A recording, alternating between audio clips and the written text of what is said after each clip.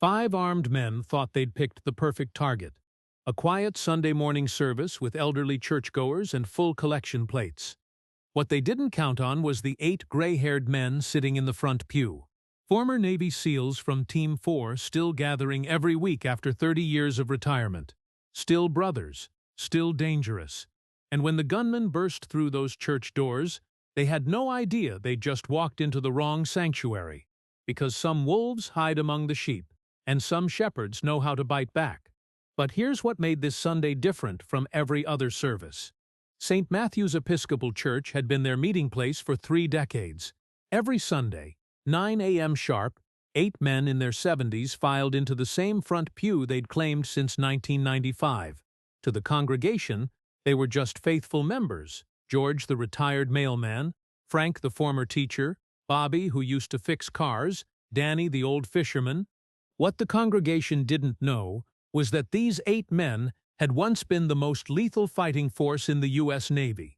SEAL Team 4, the Frogs, veterans of Panama, Desert Storm, Somalia, and a dozen classified missions that officially never happened. Master Chief Petty Officer George "Gunny" Patterson, now 74, sat at the end of the pew like he always did. Old habits from being point man, always watching the doors, always ready to move first. His hearing aids were top-of-the-line military issue, and his arthritis didn't stop his hands from being steady as a surgeon's. George had served 26 years, earned a Navy Cross in Panama, pulled 3 Marines from a burning helicopter in Somalia, and never spoke about the classified operations that had shaped his understanding of evil. Next to him, Frank "Hammer" Rodriguez, former explosives expert, now substitute Sunday school teacher. His grandchildren thought he was just a sweet old man who made the best pancakes in town. They didn't know those gentle hands had once defused bombs while under enemy fire in Fallujah, or that he held the Navy record for disarming improvised explosive devices, 2037 successful defusals without a single casualty.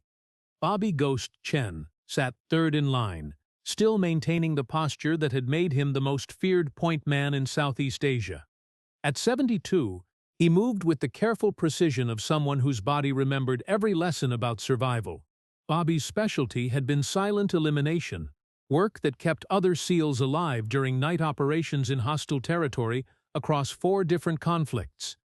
Danny "Prophet" Williams, the team's former sniper, occupied the 4th seat. His eyes, though dimmed by age, still swept the sanctuary with the methodical pattern he'd used to scan for threats. The thick glasses couldn't hide his legendary status. Danny held records for accuracy that remained classified, shots taken in Afghanistan and Iraq that had saved entire platoons. Thomas "Doc" Mitchell, the team's medic, sat ready to tend wounds that hopefully would never come. At 76, his hands still moved with the confidence of someone who'd performed battlefield surgery in places where medical evacuation wasn't an option. Doc had saved more lives under fire than most doctors saved in entire careers, earning 2 Silver Stars for medical valor. James "Preacher" Adams, the team's communications expert, occupied the 6th seat. The irony of his nickname wasn't lost on anyone. He'd actually become a deacon after his military service. His voice, which had once coordinated airstrikes with surgical precision, now led the congregation in prayer every Sunday morning.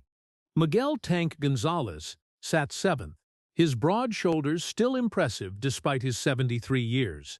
The team's heavy weapons specialist had transitioned to running a youth football program, channeling his protective instincts into coaching kids. Tank had carried wounded teammates for miles through hostile territory, earning a reputation for never leaving anyone behind. And finally, Robert "Sage" Thompson, the team's intelligence specialist, occupied the aisle seat. At 75, his mind remained as sharp as the day he'd analyzed enemy movements in Panama. His intelligence work had prevented 3 major terrorist attacks, though his contributions would never be publicly acknowledged.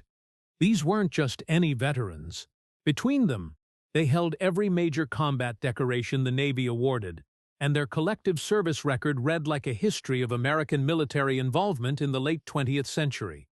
They were legends who'd chosen to live quietly, and none of them knew that today would be the day their peaceful retirement ended. It was Communion Sunday, which meant the collection plates were fuller than usual. The sanctuary held about 150 people, families with young children, elderly couples, teenagers reluctantly attending with their parents.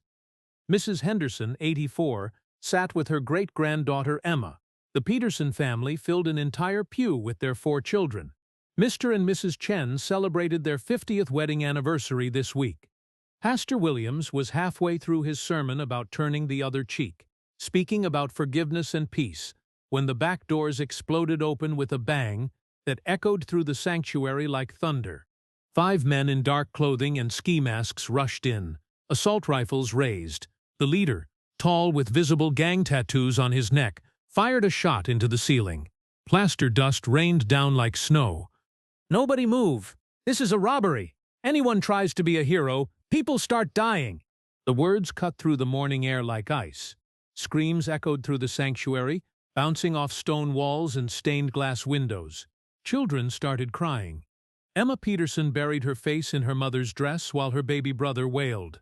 An elderly woman in the 3rd row began hyperventilating, clutching her chest as her husband desperately tried to comfort her. People dropped to the floor instinctively, covering their heads. Sunday dresses and pressed shirts pressed against polished wood.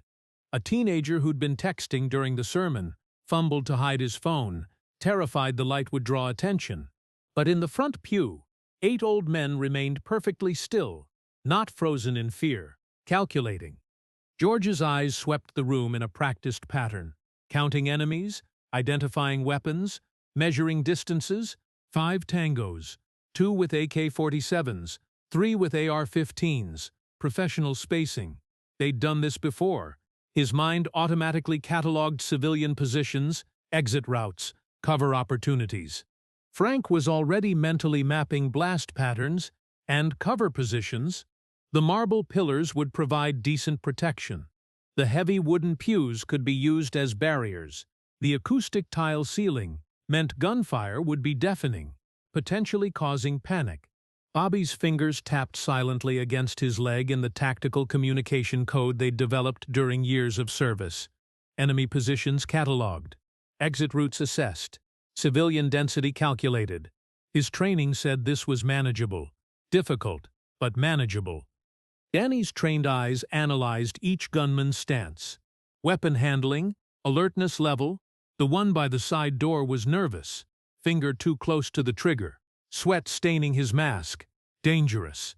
The center aisle man kept checking his watch. Time pressure.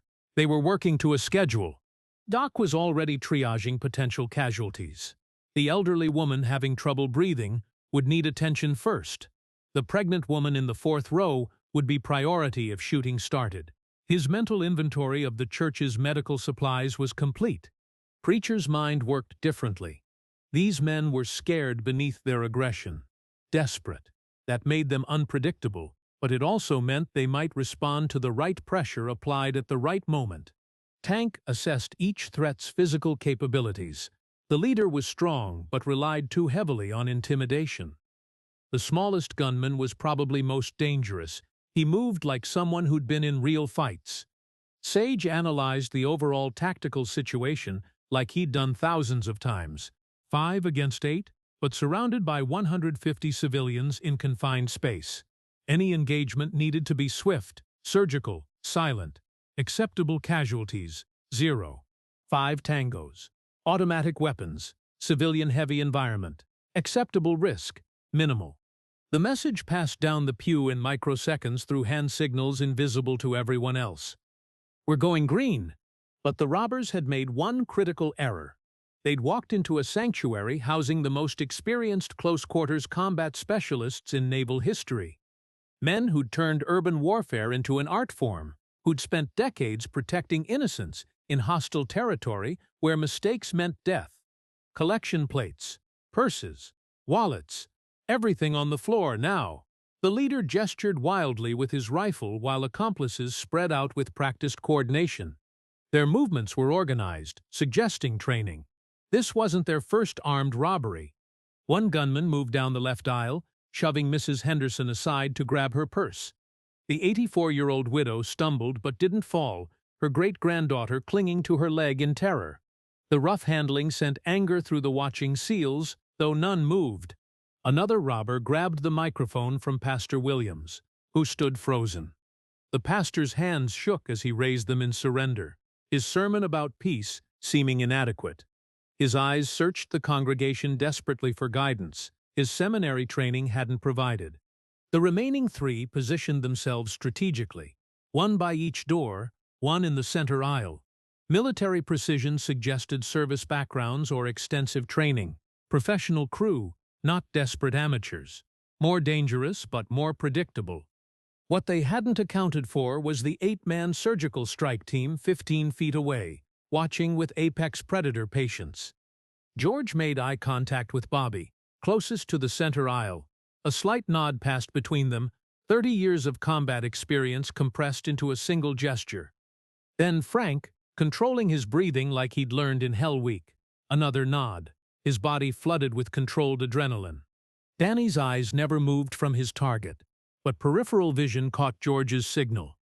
He'd been surrounded before, outnumbered, with innocent lives hanging in balance.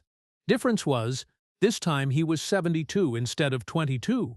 But some skills never fade. The signal traveled down the pew like electricity. Ready, set, wait for my mark. Doc's medical training kicked in alongside combat instincts.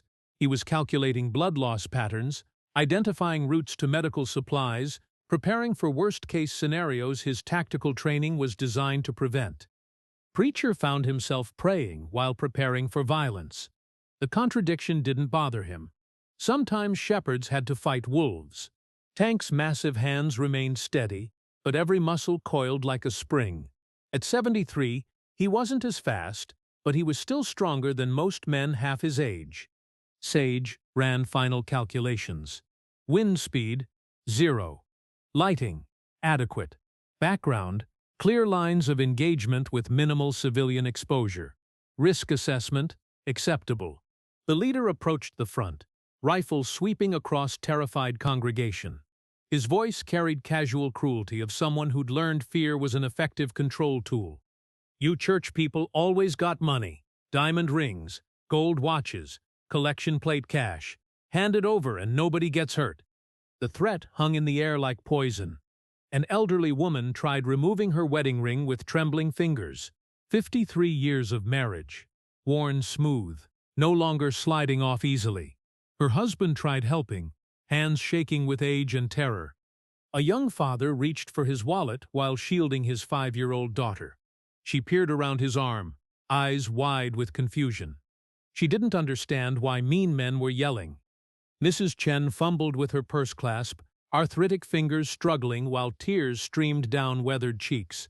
Beside her, her husband sat rigid with helpless rage, watching strangers terrorize his wife in their place of peace. A teenager fumbled with his backpack, trying to find his phone. His grandmother clutched her rosary, lips moving in desperate prayer. And that's when George Patterson decided he'd seen enough. These men had crossed a line that couldn't be uncrossed. He stood up slowly, using his cane for support, looking every bit like a frail 74-year-old struggling to comply. His movement was careful, calculated, appearing non-threatening while positioning for action. "Sir," he said in a voice that carried despite apparent frailty, "these are good people, families, children. Take what you want from us old folks, but let the young ones be." Simple words, carrying quiet authority of someone accustomed to command. Someone who'd stood between civilization and chaos more times than anyone could imagine. The leader sneered, swinging his rifle toward George, exactly what he'd expected. Helpless old man begging for mercy, someone to demonstrate his power. "Shut up, old man, and sit. Move, move, move." What happened next took exactly 4.7 seconds, though it felt like eternity to everyone watching. George dropped his cane and dove left. Not stumbling fall of elderly man, but controlled combat roll of Navy SEAL. His arthritis vanished, replaced by 30 years of muscle memory waiting 40 years to surface. Frank exploded from the pew like missile launched from submarine, crossing 15 feet before his target registered movement. Hammer Rodriguez still moved like the explosive expert who'd earned his reputation. Bobby slid across floor toward center aisle gunman, Sunday shoes finding purchase on polished wood as he executed moves perfected in Southeast Asian jungles. Silent, invisible, ghost-like. Danny rolled right with fluid grace of someone who'd moved through enemy territory like smoke. Age had slowed reflexes slightly, but tactical awareness remained razor-sharp. Doc launched toward nervous gunman by far door, medical training identifying this as most likely to panic and shoot civilians. His body protested sudden movement, but training overrode complaints. Preacher moved toward altar, positioning between gunmen and families with small children. His linebacker frame, though softened by age, served as effective human shield. Tank charged the leader with devastating momentum that earned his nickname. At 73, not as fast, but still 230 pounds of controlled violence moving with purpose. Sage coordinated from his position, calling positions and threats with calm voice that had directed airstrikes in 3 conflicts. His mind processed chaos with computer precision. The congregation watched in stunned silence as 8 harmless old men became Special Operations Unit. Gasps of amazement echoed through sanctuary. George's target, the leader, had just enough time to look confused before 200 pounds of senior citizens slammed into him. The rifle went flying, clattering across marble. George's hands found the man's throat with surgical precision. Frank reached his target and delivered textbook takedown that would have made Coronado instructors weep with pride. The gunman hit stone walls so hard stained glass rattled. Bobby's target never saw him coming. One moment threatening children, next unconscious with dislocated shoulder. The takedown was so smooth most congregation missed it. Danny moved like the ghost he'd always been, appearing behind target with silent footsteps that once allowed walking through enemy camps undetected. Zip-tie restraints appeared from nowhere. Doc's target panicked as predicted, finger tightening on trigger. But Doc's medical hands redirected weapon toward ceiling. The shot that could have killed innocents instead sent plaster dust onto empty pews. Preacher's presence made his target hesitate just long enough for psychological warfare to work. Tank's impact drove both men to ground, but only one had training to turn wrestling into submission. The leader found himself face down with knee and back. Sage coordinated the entire operation, turning potential chaos into surgical strike. Target secured, threat neutralized, civilian safe. 4 tangos down, 1 to go. But the real shock came when 5th gunman witnessed the impossible. Last robber watched his crew get dismantled by elderly churchgoers. His hands shook as he raised weapon, unable to decide which target to engage. 8 old men had taken down 4 armed criminals in less than 5 seconds with military precision. This wasn't possible. This wasn't real. That's when he noticed something that froze his blood. George Patterson's shirt had ripped, revealing tattoo on shoulder. Navy SEAL trident surrounded by dates. Operation Urgent Fury. Operation Just Cause. Operation Desert Storm. Lifetime of classified missions in fading ink. But George wasn't the only one revealed. Frank's jacket showed Purple Heart tattoo, not just 1, but 3 marking wounds received in service. Bobby's sleeve displayed distinctive Team 4 anchor, only handful of living men earned. Danny's shirt revealed scars across back, telling stories of shrapnel and sacrifice. Doc's collar showed field medic insignia with special operations markings. Preacher's sleeve displayed explosive handling scars and tattoos chronicling decades of dangerous work. Tank's shirt split across massive chest, revealing deployment tattoos across 4 decades. Sage's jacket showed intelligence community insignia, marking shadow career protecting America. 5th gunman's rifle wavered. These weren't just old men. These were legends. "Don't," George said quietly, rising from subdued target. Blood trickled from cut on cheek, but voice steady as granite. "You're outnumbered, outclassed, and out of time. Your friends need medical attention. Make the smart choice." Long moment of frozen silence. Around him, 150 people watched absolutely silent. Even children stopped crying, sensing something extraordinary happening. Finally, rifle clattered to floor. Man's hands went up in surrender. "Smart choice," Frank said, zip-tying unconscious robbers with restraints from nowhere. Always carry these to church. Never know when you'll need them. Pastor Williams, who'd watched his gentle congregation members transform into tactical unit, reached for his phone with trembling hands. The transformation had been so complete, so professional, that he felt like seeing these men for first time. 911, what's your emergency? This is Pastor Williams at St. Matthew's Episcopal. We've had an incident.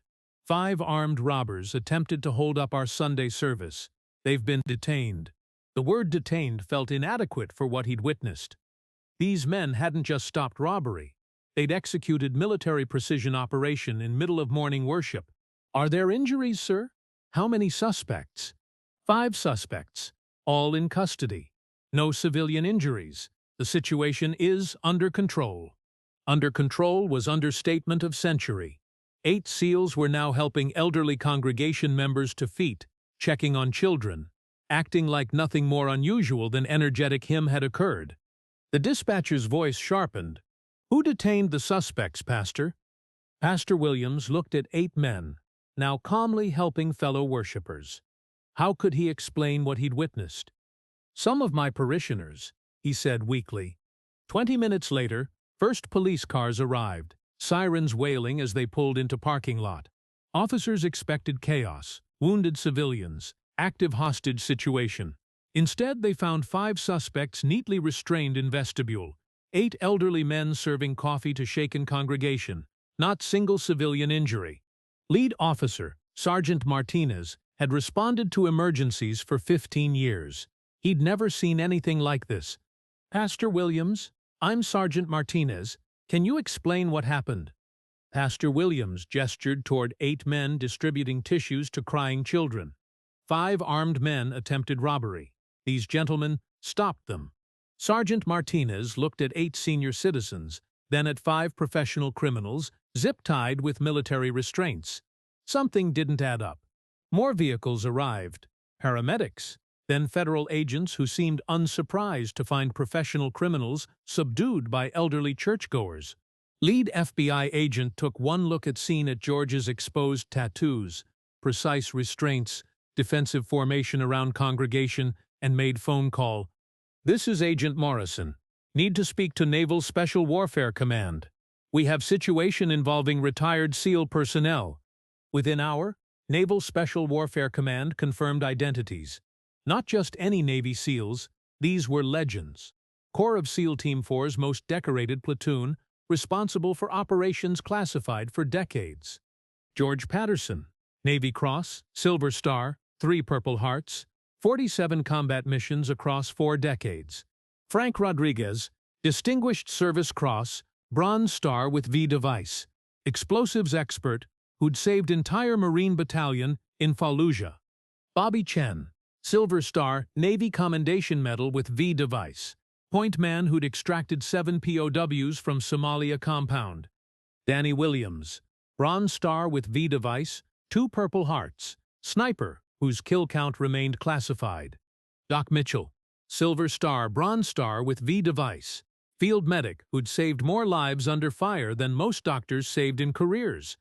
Preacher Adams, Navy Commendation Medal with V device, Purple Heart, communications expert who'd coordinated air support across decades. Tank Gonzalez, Bronze Star with V device, 2 Purple Hearts, heavy weapons specialist whose strength became legendary. Sage Thompson, Defense Intelligence Service Medal, Bronze Star, intelligence analyst whose work prevented terrorist attacks. Collectively, 8 men had 200-plus years military service, 300-plus combat missions, decorations filling entire Pentagon file cabinet. Local news arrived, then national outlets. By evening, story had gone viral. 8 retired Navy SEALs stopped church robbery in 4.7 seconds. Following Sunday, St. Matthew's was packed. Standing room only. People from 3 counties came to see church, where 8 old men reminded everyone what heroism looked like. But 8 SEALs were in usual spots. Front pew, same seats, same time. They'd given one interview to local newspaper. "We did what anyone would do," George said. "You protect innocent. You serve others before yourself. That doesn't change when you get old. Reporter asked about military service, decorations, classified missions. We served, Frank answered simply. That's all that matters. Community wouldn't let it go. They declined everything except one honor. Congregation unanimously voted to name them permanent deacons. Finally, Pastor Williams said with smile, I have deacons who can actually keep peace. 6 months later, something remarkable happened. Church had become pilgrimage site for veterans. But this Sunday, 5 young men walked through doors.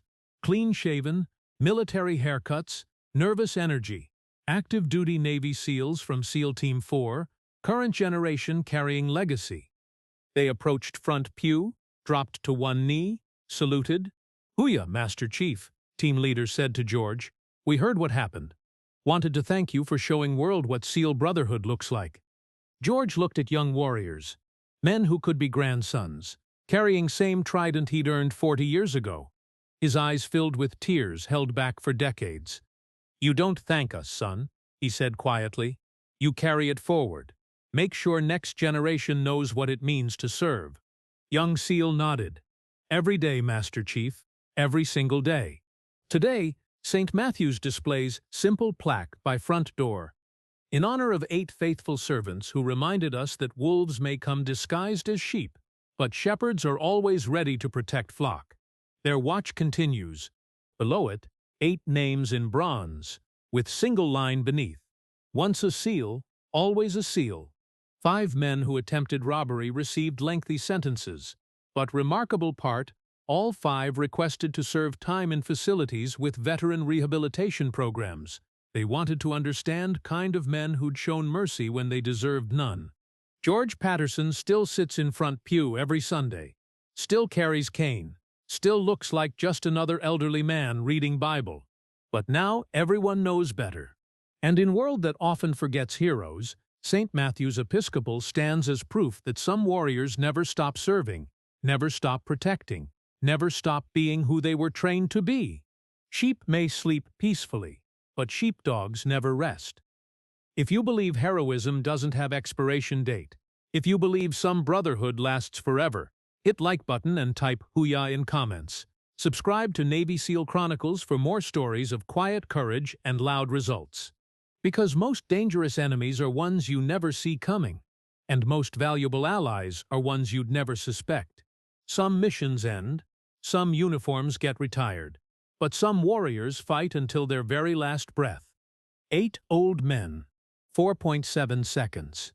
One perfect reminder that evil should never feel safe, even in house of God.